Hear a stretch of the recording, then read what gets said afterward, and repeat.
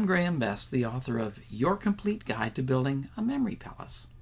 In this brief video, I'm going to share some valuable information about your memory, specifically about forgetting.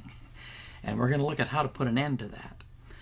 I've often had people come to me and say, my memory is like a sieve. Information comes in, then just as quickly begins to leak out. What can I do about it? But this is common to everyone. Whether you are young or old, whether you are well-educated, not well-educated, it doesn't matter. The human mind tends to forget. I remember high school students. I was a high school teacher for many years, and some would cram for an exam, and they'd come in and say, "Sir, my head's full of stuff. Quick, give me the paper so I can write it down before it all leaks out." Or maybe you've had a recipe, and you've made it a month before, and now you're going to make it again, and you think, I can't remember some of the ingredients, and you have to look at it again. We do forget.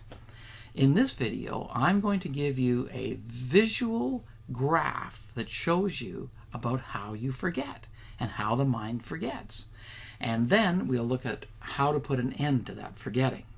You will see that what you want to remember, you can remember for as long as you choose. The first person to do experiments on memory was this man, Epping House, and that was in 1885.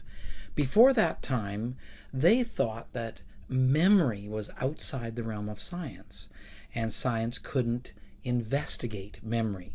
But he said, no, I'm going to study memory, and he decided to use himself as the subject. Now, he didn't want to use words like dog or house because there's too much baggage with those words, too many connections. No, he wanted to use nonsense syllables because he wanted to test his raw memory. So he made up nonsense syllables as follows. He took a consonant. Now, that's a hard sound like a t, b, m. He took a vowel, a, e, I, o, u, and then another consonant, and he would make up a word. For example, gim. There you have a consonant, a vowel, and a consonant. And gim doesn't mean anything. Now, he also used some of the sounds from the German alphabet. He then put all these words, he had about 2,000 of them, into a hat, and he would draw them out to create lists. And he would remember lists, say, that were 16 items long, into the 20s, into the 30s, 40s, just to find out how long it would take him to memorize and forget. Now let's suppose we had an 16-item list. There's the first 3. Well, then he decided to learn them, and here's how he would learn the 16-item list. He used a metronome, and as the metronome ticked, he would repeat the words gim, podge, cooge, and he would keep going to the beat of the metronome. And when he could recite that list back twice perfectly, he said, "Now I know I've learned that list." Here's what's most important for us, something called a forgetting curve. He plotted a graph of amount remembered. Here's 100%, 50%, 25%, and on the x-axis he had time. And here's what he found out. Most of his forgetting happened right at the beginning, and then it eased off. And after 20 minutes in a 16-item list, he could only recall 58% of the words. After 9 hours, 36%, and after a week, 25%. Now, the interesting thing is, even if you used words that are picture words like dog and house, he found the same thing. You still get a graph, and that graph is less pronounced, but you still forget. Everybody has that forgetting curve. And in fact, left to itself, the material appears to decay. You start to forget immediately, and it's absolutely normal. You might be surprised that this is normal.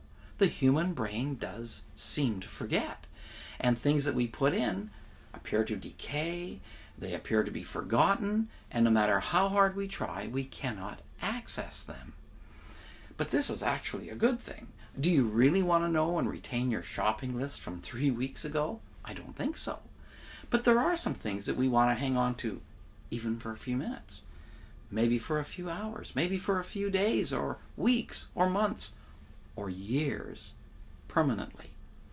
Let's look once again at Epping House and what he discovered about remembering. Now here's what's interesting. He found that if he interrupted that forgetting curve and relearned certain information, it took him a fraction of the time to relearn it. Suppose it took you 10 minutes to learn a list of 12 items, and the next day you found you only remembered 8 of them. Well, you would find that to relearn them may only take 1 minute, and then the forgetting curve starts again. And then if you interrupt it again and relearn it, it even takes less time to get them back, and then the forgetting curve starts again.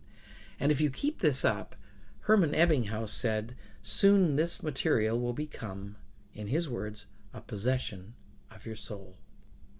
What this means for you and I is that we have to review often. Have you ever been introduced to somebody and a moment later forgotten the name? Well, the fact is you didn't forget the name. You never knew it in the first place. That's good news. But when you hear the name, say it aloud back to the person. Hello, Robert. Nice to meet you. And by saying it, it's captured temporarily. And then, whatever the name Robert brings to your mind, think about it. Do you have a friend named Robert? Say, I have a friend named Robert. If you can think of a movie star or a famous person, like Robert Redford, but that's all in your mind. That simple act will capture the name. You must go over it within the minute to remind yourself of it, and then a few moments later, and then you'll have that name for the evening. Suppose you have an errands list you want to learn. In this book, you will learn how to quickly memorize things like that, and you won't need your list. The system will let you memorize the list. When it's in your head, go over it within 1 minute after learning it, and then again after 5 minutes. Then go over it occasionally through the day, and all it takes are seconds to go through. If you want something for a couple of days or a week, you will need a little bit more review. Go over it when you go to sleep, bring it to mind, and when you wake up, and then occasionally throughout the day. And all it takes are seconds to review it. And if you want something for the long term, it's the same principle. Go through it and spend more time the first week reviewing, and then maybe once a month. And that's all you will need, and you will have that list or whatever it is for the long term. Now, how do memory systems actually help? Well, first of all, you will have the skill to remember much more material than you can imagine. You will be able to memorize the material much quicker than before, and it will interfere with the forgetting curve.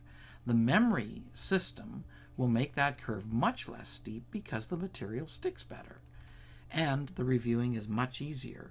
You will be able to put something into the brain, and then you will know where to go looking for it when you want to retrieve it. I hope that you enjoy the book and are amazed at what you are able to do. It's practical. It can change your life. I really believe that. I also encourage you to purchase the videos that come with the book because they have a few more bonus applications and everything is visual, and it will help the learning. It'll make it much easier.